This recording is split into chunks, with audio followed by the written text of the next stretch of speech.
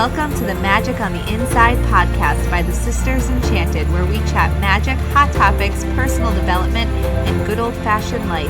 Brew up something delicious and sit with us for a spell.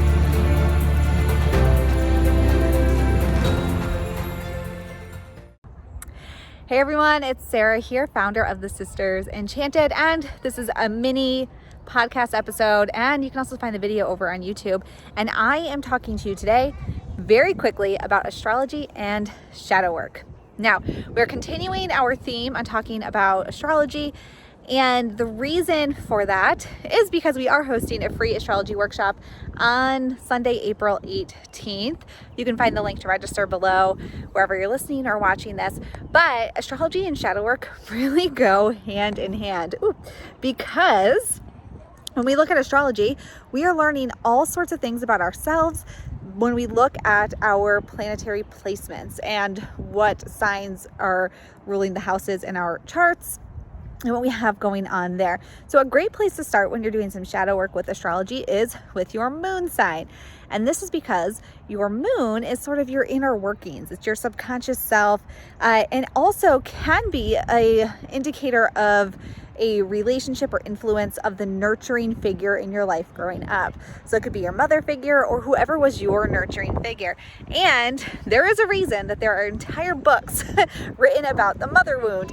And that is because that nurturing figure, we can carry a lot of baggage with that story and that relationship.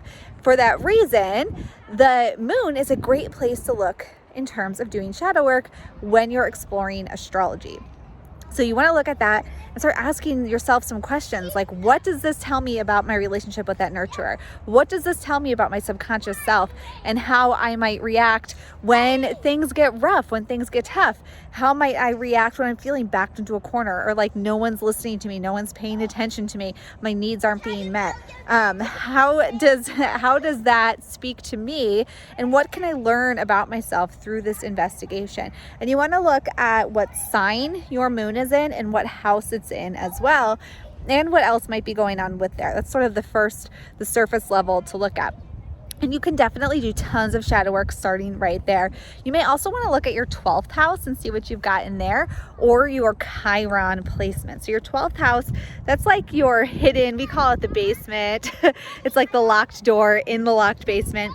And that's where some hidden aspects of yourself might be.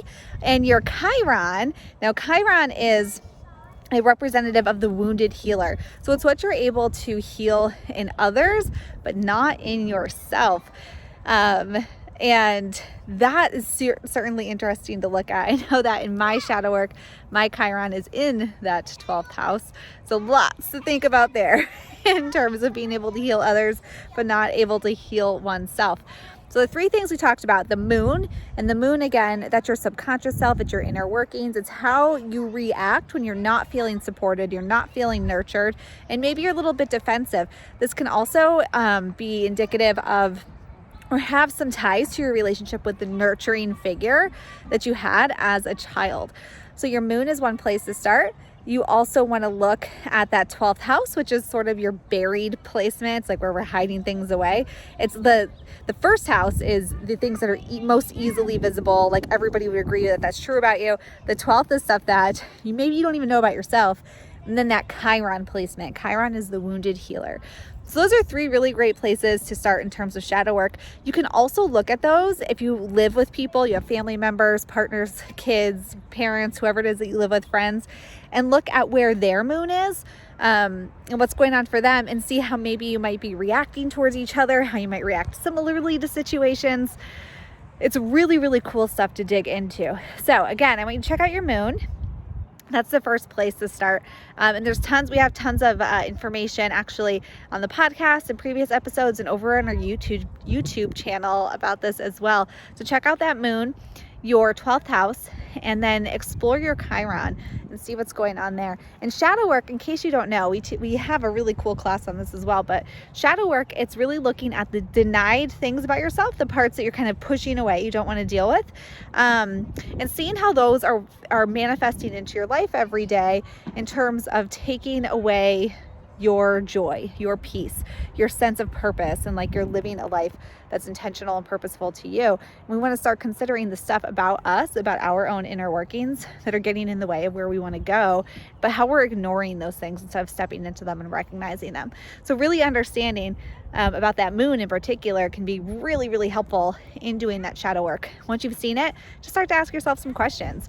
Read about it and ask yourself, how does this show up? How does this speak true to me when I'm a little defensive, or when I'm feeling like not supported, or like no one's listening to me? What can I learn about my reactions, and how can I move forward? All right. Thank you for listening in on this. If you want to join us for our free astrology workshop, which is happening on Sunday, April 18th, 2021, right here online, you'll find the link to register. So go ahead, register. And if you have any questions, you can always find us on social media. We'll help you out. And until next time, I hope that you have an enchanted rest of your day ahead. Bye.